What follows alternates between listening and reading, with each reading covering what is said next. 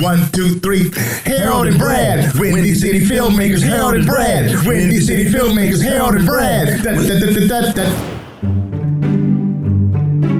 You're listening to the Harold and Brad Windy City Filmmakers podcast. Bonus footage.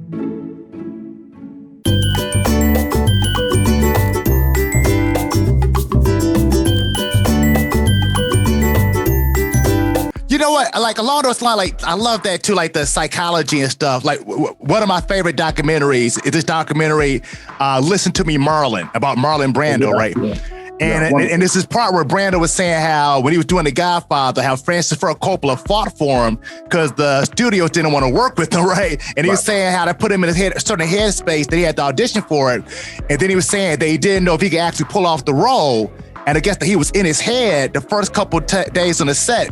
And he said he got to the point he realized, his words, not mine, he had to say to himself, look at the producers and the crew and say, I don't give a F about any of you, in order to get in the moment and play moment to moment and not be concerned about what people are thinking about the work. And I thought that was like amazing, you know, because by that time, Brando was he had a body of work already. How common do you think that is, that sometimes an actor may wonder about their ability to pull off a role or have like that imposter syndrome that may sneak in no matter what level they may reach? How common do you think they may be for artists? I don't know an actor who doesn't go through it. Right, like right. Even talking to somebody as accomplished as Anthony Hopkins. You know, I once had, he invited me to lunch one time and I savored every second of it. Nice. I put it in the right. I said, hey man, how do you do something? But you know, he likes to be directed. He likes, Morgan Freeman talks about it too. He likes to be directed. Yeah. Because, you know, as an actor, you're sort of leading with other things than your confidence. That's just the facade that we put up there. You kind of have to have a double make hair attitude once the camera's rolling and, you know, once the curtain is raised. But in reality, in figuring out the character and thinking about the point of attack, the approach, all of those things, it's a very delicate time for the actor. And so you can go on with the defiance and all of that, or only play the same kind of role, which some actors are great at, you know, like John Wayne, for example, you know, played that guy and he was great. Humphrey Bogart, however, another great star. I think you saw him shift gears from time to time, and I bet you that he liked direction. I think even Duke Wayne liked direction if he had somebody like John Ford, you know, behind the camera. Somebody that gives him just the confidence, just the direction, the point, just say, hey, go turn here and move ahead this way. Right. Once you have that, you know, then you can figure out the rest. But it's always that starting out. What is my approach? What's my way in? Right. This is what I always ask myself when I take on a new role. How do I get inside this part? Because once you're in, once the door is cracked, you can figure out the rest of it. Right. It's that moment. That's a great question for yourself. You know, you spoke with Morgan Freeman. I've heard him say in an interview a decade or so ago. They asked him how does he do what he do? He says, I just read the script. And so I interpret it from all of the training and years of experience and techniques that he's learned, and he being human and watching people, that once he reads the script, ideas and ebbs and flows come to him, and thoughts come, okay, I think I know how to play this. And so that's kind of what I thought about while you were talking. And glad you said, how do I get inside the character? Because one of the questions we're going to ask is, do you play inside out or outside in? You know, British actors, I saw an interview with guys talking about British actors come from the outside in. They put on their costumes and feel this and feel that, the environment, and fall in from there. And it seems American actors find a way in and work their way out. What do you think about that? What is your philosophy on it? Frequently, I think, you know, early in my life, I was very inside out. And, you know, I trained with the Stanislavski people under the sort of method that was made popular at Northwestern, at least, by Albina Kraus, a great acting teacher of the Stanislavski school. But that said, later, you know, probably from about the age of 35, I started working outside in. I could say this, even in high school when I was playing, the high school musical in the springtime, I always had to draw the character out, by freehand. If I could see him in my mind's eye, then I knew that I had, how he dressed, what his posture might be. The fact that I could create him as a visual. So in that way, I think perhaps it was outside in all along, but I'm definitely that now. So I'd like to figure out the walk. Now anymore, really, in all honesty, most of the time I'm comfortable playing aspects of myself. I don't really create out of whole cloth, entirely different personalities. And I could do that, but it's I find it the case that I found shortcuts to that kind of work. Right. By sort of thinking about working on aspects of the character that are more subtle, perhaps even more internal, in spite of what I'm saying about outside in. But I like to learn the lines, as Morgan Freeman talks about. A good script has all the clues that you need. You can know who you are and what you need to do and be in a given moment based on what the context is.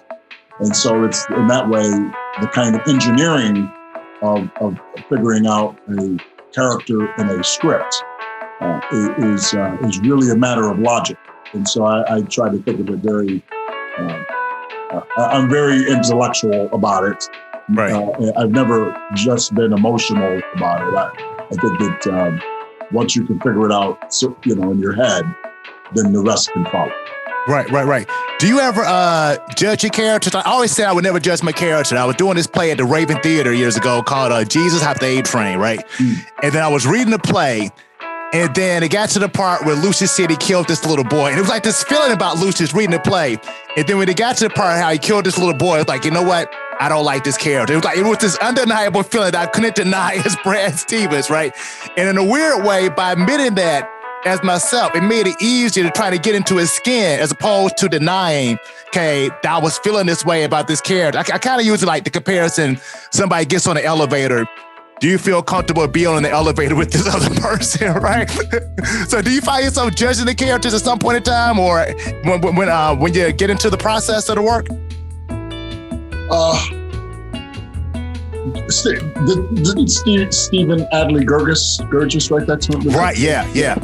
Right, yeah. I know Steve, he's a great guy, by the way. Yeah. And a very good actor, by the way. Oh, good stuff. Yeah. He's with the Labyrinth Theater Company, but in any event, I think you can, Bradford. I think that you can judge your character as an engineer. I think that we can, because it will determine your approach into the character. Right. You need to create, I believe, a safe space to do this work. Right. A kind of psychologically, spiritually safe space. So there's some distance, and I think that there are those characters that we fall in love with, and that's a judgment too. Right. And so far saying, well, this is the bad guy. I would never, do this. I think that that's okay. I think when you're doing in performance, that's when the judgments has to be a little different. But there are some screwed up people who know that they're screwed up. Yes. Yeah. So they judge themselves. They want what they want, and they're going to get what they think they need to get, and figure out ways to do that. But they'll know that that's not the way they should do it. Right. Yeah. I've heard interview from an actor from years and years ago. He's probably in his 60s or something. He used to do all of the cowboy movies or something. And he was saying, the interviewer asked him, how do you feel about always playing bad characters? And his response, I'm paraphrasing, was, I don't play bad characters. I just play characters who just try to get along from day to day and do what they feel is best for them. You know? Yeah. And so I kind of adopted that philosophy because I play some unsavory characters. Let's talk about you and the independent work, coming back to Chicago and giving back. Doing Chris Nolan's movie, doing Conrad and those types of things. You come back to Chicago, do Barbershop 2. Let's talk about doing the independence while still working. Doing everything else you're doing. Yeah, well, there's this old thing I'll never forget, that Michael Jordan had a love of the game clause in his contract, right? Because they didn't want him playing pickup games. He could get hurt if he went to some sandlot and decided to play a game or whatever. But he loved the game so much that he had it put into his contract that he could play whatever he wanted to. Right. And so that's how I think about acting. I love it. Like if my friends are putting something together, you mentioned Christopher Nolan, my buddy who's an alpha. Yeah. And let's give it up to the Omegas. Yes, sir. I didn't mention my own fraternity yet. Yeah. But I'm wearing this red for you, bro. I appreciate that. I noticed that. Yeah. With that said, people who have a dream, that if I can help it, and they want to do this, and this is the life that they've chosen, and they put it all together, and they say, hey man, would you come and play? Yeah, I'm going to play. That's nice. That's dope. Yeah. All right. Well, one question I always had, from your experience, what's the difference between acting on stage and doing film and theater? Do you find much of a difference between the two? Well, I mean, in a lot of ways, it depends on the size of the theater, right? I mean, if you're on a big amphitheater, big stage, 1,000 people out there, you're going to have to modify the realism, the naturalism, as it were, and play a different kind of natural. That is, if you're doing Shakespeare, if you're doing to some extent any high comedy, where you're playing style, where it's a form that you have to play. Yeah. Then that becomes a real difference between stage and screen, where you would be a little less animated in theory, or a little less exaggerated in motion, volume, these kinds of things. But the style changes. The style is about the same, I think. Generally speaking, if you're in a smaller house theater, given the technology that's changed now, man, you can whisper in a 1,000-seat house now, and be heard beautifully. Yeah, this technology is crazy, man. These body mics, they don't even need body mics. They have area mics, things that hangers you can't see, and so that really changed a lot. Like, for example, I don't think a lot of these movie stars that go and do Broadway now would have had a prayer in 1950. They wouldn't have been able to do it. You couldn't hear them, Right. Yeah. So, and a lot of us trained to be able to do that kind of thing in a more or less seamless way. But I think that in reality, a couple 100-seat house theater and a movie, the acting isn't all that different. Okay. Right. Yeah. If you're on the proscenium, you're going to have to sort of do this a lot. But if you're in a round or a plus or 3/4 stage or whatever, then even the blocking and all of that stuff, is going to be pretty similar. I don't think it's that. Yeah. Speaking of theater, let's talk about what you're doing over on 43rd and Cottage. Could you just break it down for us? Yeah. Well, thank you for asking about it. It's called the Lillian Marcy Center for the Performing Arts, named after my mom, Lillian. And yes. Marcella Gilly, Marcy. And lovely woman. Huh? Yes. Yeah. God bless her. Yes. Right. Yes. So, but, these are women who all my life allowed for me to pursue this dream, and who helped me to do it in many ways, material and spiritual and emotional and so forth. But they lived the example that I want to continue to perpetuate, which is that we can all do this. If you have a dream, if you want to be an artist, a communicator, the person who creates magic, so to speak, the kind of spiritual food that our people have always had, to have a safe place to do that, a kind of sanctuary where we can practice it at its highest level, where it becomes the equivalent of Carnegie Hall for the Black performing arts, the Black culture, a living art, museum really, where we can capture it, present it, instill it in our people. So I really want to have a system where all of the master performers who come there to the Lily and Marcy on 44th and Cottage will be able to have an apprentice, and people will be able to study in every aspect of creating this content. They'll be able to study with directors, with singers, with writers, with performers, dancers, choreographers, and that we could create a kind of incubator, if you will, eventually even a conservatory for the study of advanced cultural practice. And I think that it's shocking that it doesn't exist already. Right. But because it doesn't, that gives us an opportunity. This is an opportunity to create something that's been there all along. It's been hiding in plain sight. It sure has. We're going to formalize it and make it so that it can go on for generations to come.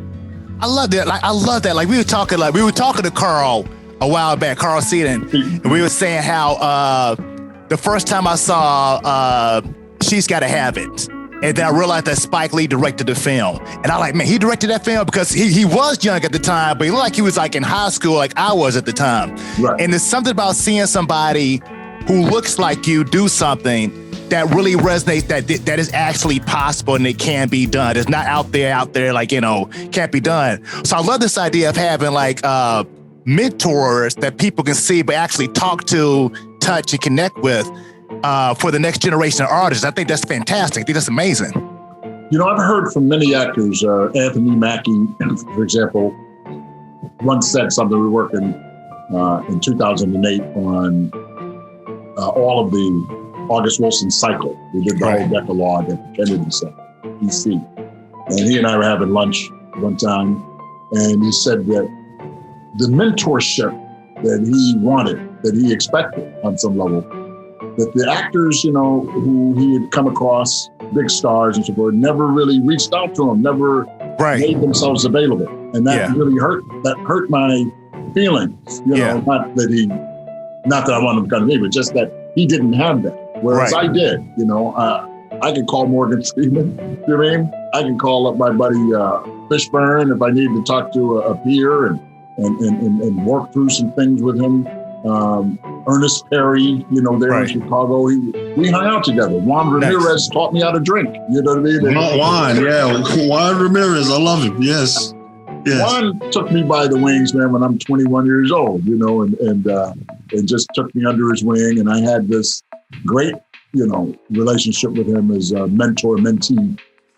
And this was something that I saw a lot of. And I think that somehow my generation, the guys in their 50s and 60s, didn't really pick up the ball in that way. They kind of were selfish in that way, as if these younger generations coming up are competition. Right. They're not. They're not competition. Right. They're young. We can't, let them help them. Right. So that's my one of the other real motivations to do it. Right. Okay. Like Brad said, we're getting close. But let's talk about this next project or new project, Zack Snyder's Justice League. What is that? It's a 4-hour rhapsody. Nice. I texted him the other day and I said, hey man, this is, you use the camera like Rachmaninoff used the piano. It's got so much richness and gorgeous, heightened, classical, almost medieval-like artwork, in it. He's obsessed really with mythological figures such as Darkseid and Superman. These are all sort of our modern mythological guys, Right. And I think that he's a tremendous artist. He can, in terms of can do it himself and knows how to use the camera, knows what story he wants to tell. But anyway, it is the conclusion of a trilogy, is what I think. Or perhaps it's just the beginning of a new trilogy. but it brings together, 6 heroes, now 7, which the Martian Manhunter, little old me, is introduced at the end of it. And they're trying to save the world. It's what higher stakes could you have to the very future of the planet? Yeah, right. At the hands of these heroic people who have adopted, at least in Superman's case, he's adopted us, and we have adopted him. And the rest of them, come from sort of other dimensions or through the creation of science and all of this, but they become modern myth, and they become, they are heroes that we've grown up with. And I think he's really realized something in this version that is not before seen. It's got an aesthetic that is very exceptional. It's got a cohesion to the story. It brings it all together in a way I think is quite beautiful. It's worth every second of the 4 hours. Nice. And this is like a new character for you, obviously. Yeah, I had no idea that, people kept saying on the internet for a couple of years now, they're like, is this guy Martian Manhunter? Like there was even several years ago, 3 or 4 years ago, maybe more, there was a picture of a guy who looked vaguely like me. He looked like he was, I don't know where this was, but he looked like a younger version of me. He was at a distance. Right. And people thought that was me in a green screen suit, like in a mocap suit. But it wasn't me. And they started speculating, is this Martian Manhunter? Because they misidentified that guy as Harry. So I didn't really know this was even going to occur. Right. July of last year. Mm-hmm. Yeah. And Zack sneaked something out where he revealed that, that Martha Kent goes to see Lois Lane, that Lois Lane is, possibly with Superman's child, she might be pregnant with it. And he sneaked this out. But people on the set of the blacklist like, oh man, I read this thing. And I was like, man, I'm not in that movie. Right. I was supposed to be, but they, the script changed and my character didn't make that cut. But I don't know if it was going to be with me as Martian Manhunter. But that said, this is the happiest thing I never expected. Nice. In my career. Yeah, I didn't. Right. I had no idea that they were going to make me a superhero. They came out with a little poster today where, my name is up there with the rest of those guys. Yeah. Oh, dope. Yeah. I was like, hey, who knew? Winning. Yeah. Right. Well, you know what? I just did like a episode of Chicago PD, right? Okay. And what really impressed me was how on point they were with the COVID protocol. What was it like shooting such a mass production in the midst of COVID-19? Like, what was it like on set with everything? And Blacklist. Yeah. With Justice League, Zack Snyder's Justice League, he had shot the vast majority of the movie already pre-COVID. Okay, yeah. So they just didn't use it because, Warner Brothers decided to go a different way and all of that. Right. I hope they regret that now. I think they do. But, they've acquitted themselves, I guess. But that said, when I shot the Justice League, and even in shooting on the Blacklist now, we follow pretty strict protocols. Yeah. Where if we're rehearsing, we all are masked up. We test every day, sometimes twice a day. I test frequently, PCR test and then the rapid test, 3 times a week. And so we can isolate, the people who test positive. So they don't even bring the hair and makeup people to your room until you're clear. Right. And so, and then when we're sitting around, we have masks on and all of that. We maintain the social distance, all of the stuff that you're supposed to do. Right. But that's how it's really the quick turnaround test results that have allowed us to go on. With regard to Justice League, I went to LA in August to Zack's, little secret laboratory, and they put up some green screen, him and his son and some other guys, and they shot me against the green screen, and they counted that all in later. And then when I show up, I don't want to give too much away, but you haven't seen the movie. Right.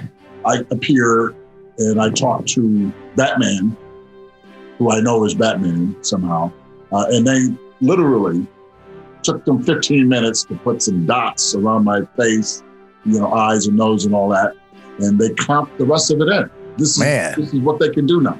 Right. So I don't think I did more than 6 hours of work on the whole thing. Right. Yeah. Awesome. That's great. Right. And they were very safe. Like you couldn't, I didn't get any makeup that day. Yeah. I remember I had to go to Western Costume to get fitted. Actually, Ray Porter's wife, Ray Porter plays Darkseid. His wife was the costumer. She did the fitting for me. Right. I think it's actually the costume design is done by Michael Phillips, genius. But yeah, man. So everybody was tested. They sent a test person to the house the day before. I was clear. I went in and shot. Went home. As they used to say, went on about my long head. Yeah. Thank you, Brett. Yeah. Right. So we're out of time. So the question we always like to wrap things up with is, what advice would you give a young person looking to become an artist? What advice would you give them? Well, I always go to my favorite quote in 2 Timothy. It says, "Study to show yourself approved unto the Lord. A workman need not be ashamed, rightly dividing the word of truth." And so I think that study is so important. The great Cannonball Adderley put it in this way, and this is what I always think. He said, there's 3 rules: imitate, integrate, innovate. Nice. Imitate, integrate, innovate. And so, my early career, there was a couple of years there where I could only do Marlon Brando. I did Marlon Brando in every performance of every play. It didn't matter what the play was. Yeah. And then I started doing Richard Burton. Right. And then I started doing, guys that, Sidney Poitier. I did that for a little while.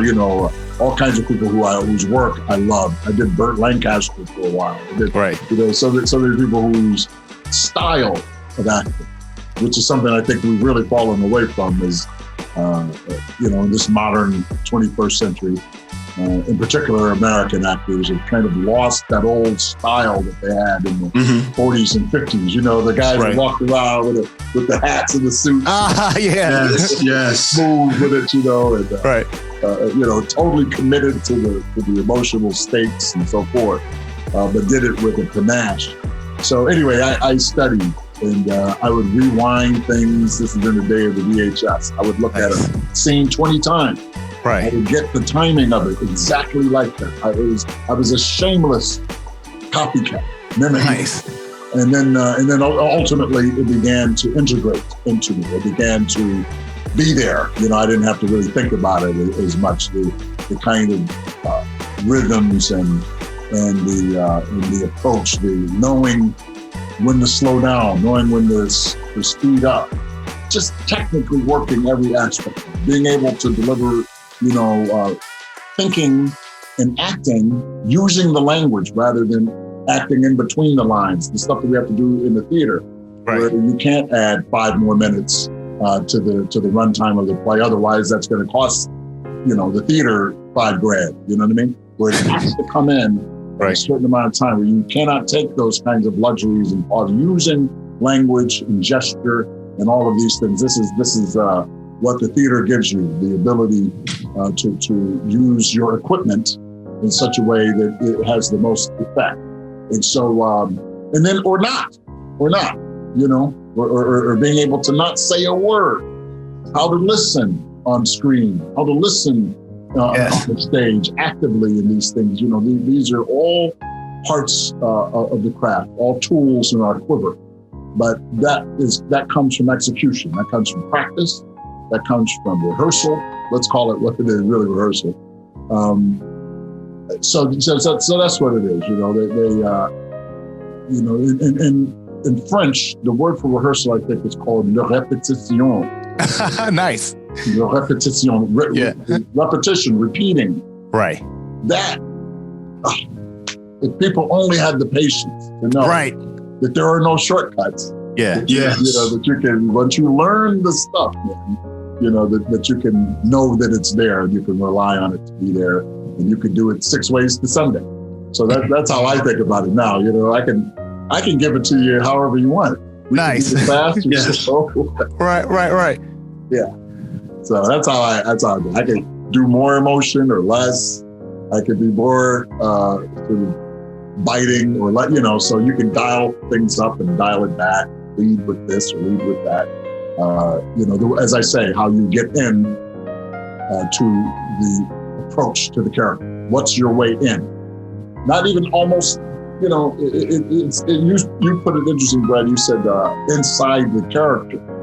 And that's something, rather than, that's what I think, rather than bringing the characters into me, I like to go inside of the character. Right. Figure out and look around through that person's eyes and all of that. What is he seeing? What is he thinking? What is he smelling? You know what I mean? These kinds of things. Even thinking about stuff like that, when I delivering a line, what part of the other actor's body am I trying to affect? Am I trying to appeal to his heart? Nice. Her head, her spleen, her kidneys, her gut. You know what I mean? Mm-hmm. Other parts of the anatomy, that there's always something that you're leading, you're trying to see, in some ways, sense what effect those words, lines, actions are having on the other person. And then that sort of starts to determine your approach to physicalization, vocalizations, all of these things. Yeah. Nice. I love that. I love it. Thank you for that nugget. Yeah. Well, no doubt. Well, I tell you what, Harry Lennix, it's been a pleasure. Thanks so much. I really appreciate it. This was really dope. So for Brad Stevens and Harold Dennis, as always, dream big, dare to be great. And we'll see you when you see you. Peace. Peace. Thank you, Harry.